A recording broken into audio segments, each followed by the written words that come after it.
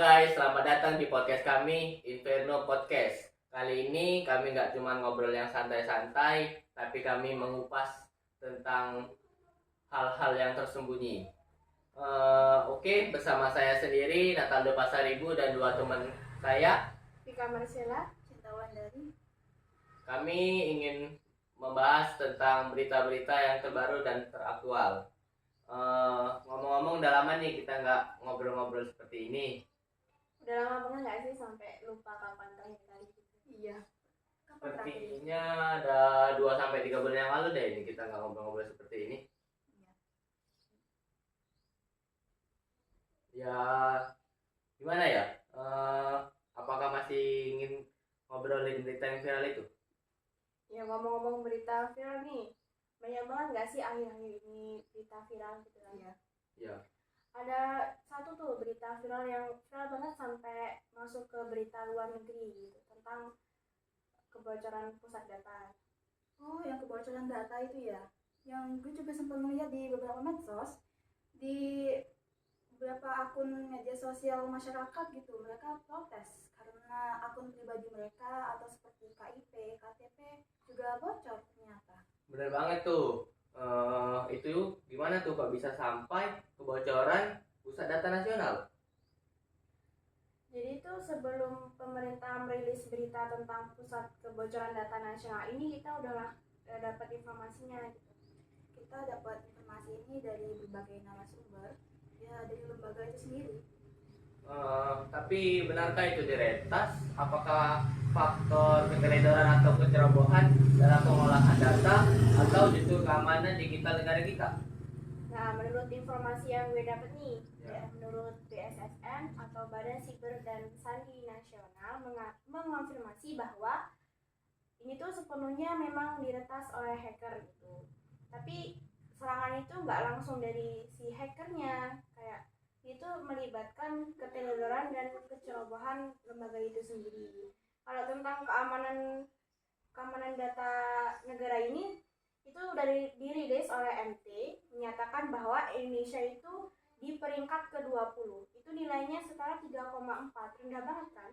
Iya, kemungkinan juga tuh ada salah satu di antara mereka yang masuk ke sebuah link, ya istilahnya phishing.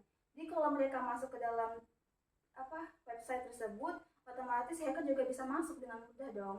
Nah, berbagai informasi yang gue dapat juga itu mereka juga meminta uang tebusan sebesar 8 juta US dollar. Wow, besar juga ya. Nah, permintaan uang 8 juta US dollar ini tuh diajukan si peretas tadi melalui dark web. Tapi pemerintah tuh tidak melakukan negosiasi atau menangani masalah ini gitu. Wah, gila sih kok bisa sampai terkena serangan keamanan data nasional loh. Kok bisa gitu? Jadi itu awalnya si BSN itu udah memperingatkan tentang potensi serangan ini gitu, tapi kebijakan pemerintah dalam melakukan keamanan data nasional itu sangat lemah. Jadi wajar dong hacker itu bisa masuk. Kok bisa ceroboh banget ya? Yang gak habis pikir gitu. Pusat data nasional loh ya. Apalagi katanya kata sandi yang mereka gunakan itu saking lemahnya, bahkan anak kecil itu juga bisa tahu untuk keamanan data tersebut. Terus gimana nih kelanjutannya? Nah, terus tuh pembayaran itu tuh si peretas meminta melakukan pembayaran itu secara rahasia gitu. Jadi si peretas ini meminta pembayaran itu dilakukan menggunakan uang Monero. Uang itu sejenis uang kripto gitulah yang sulit dilacak. Nah, mereka juga mengancam jangan sampai pembayaran itu dilaporkan ke polisi gitu. Nah, terus gimana tuh? Pemerintah langsung menyetujui atau tidak? Tidak, pemerintah menolak pembayaran tersebut karena walaupun mereka hacker itu mengancam mau mempublikasikan data yang dicuri, jika permintaannya tidak dipenuhi dalam 2 hari, pemerintah tetap menolak. Bingung juga ya.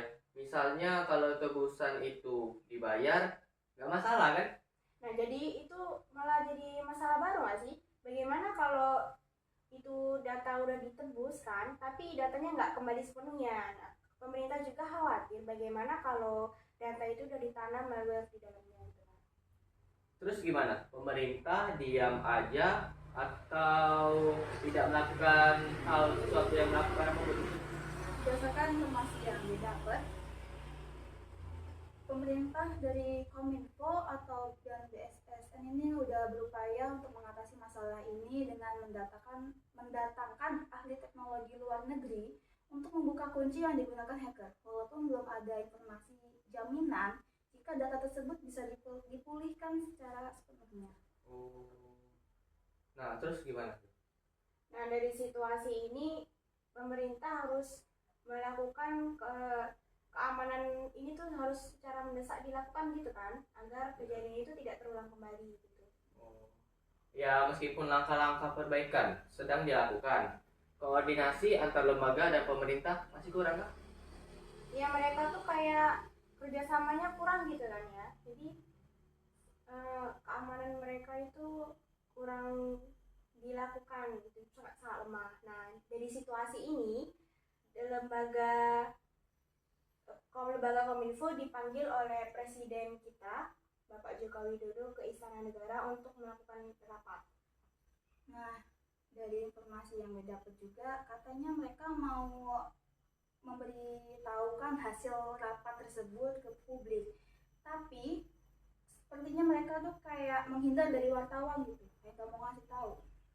Wah, kok bisa menghindar sih?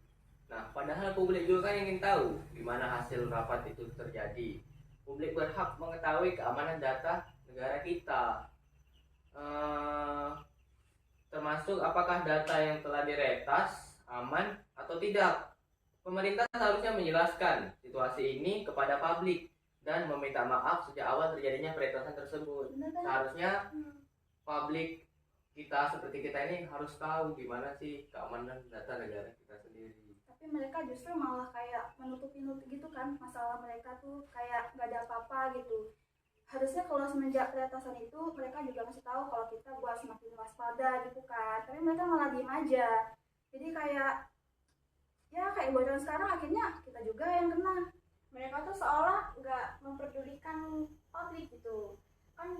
Harusnya mereka tuh menyampaikan kayak menenangkan lah istilahnya ya, biar kita tuh nggak khawatir tentang data kita gitu. Seharusnya kita harus menenangkan agar kita nggak terlalu khawatir atau tidak terlalu berpikir ke situ terus. Jadi seperti itu. Jadi hasilnya belum diberitahu ke publik ya?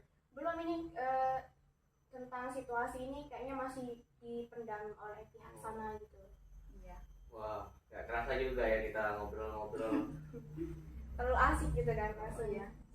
Terlalu semua kulit tertutup. Diminum dulu deh Mbak Cinta dan Mbak Vika. Iya, Ya, silakan. Sambil ketawa-tawa. Aduh, kalau bahas-bahas tentang itu nggak selesai kayaknya. Iya, panjang banget sih ini masalahnya emang. Aduh, ada aja zaman sekarang. Untuk dari situ berarti nyampe saat ini juga kita sebagai publik belum mengetahui tentang hasil rapat itu berarti. Ya belum, kayak mereka tuh masih menutupi gitu. Jadi langkah selanjutnya yang bisa kita jaga sendiri data itu. Harus semakin waspada gitu ya. Saking mudahnya hacker juga pura-pura. Oke guys, itu dia obrolan kita pada hari ini di Inferno Podcast. Kita sudah tuntas soal kebocoran data nasional dari ancaman hacker sampai gimana pemerintah nanggepinya. Terima kasih kepada Vika dan Cinta dan yang sudah berbagi insight seru dan informatif. Jangan lupa untuk selalu waspada sama keamanan data pribadi karena ancaman nyata dan bisa terjadi kapan saja. Kalau kamu suka episode ini, jangan lupa follow Inferno Podcast dan share ke teman-teman kamu agar banyak yang tahu. Sampai jumpa di episode berikutnya dengan topik yang gak kalah seru. Tetap santai dan waspada.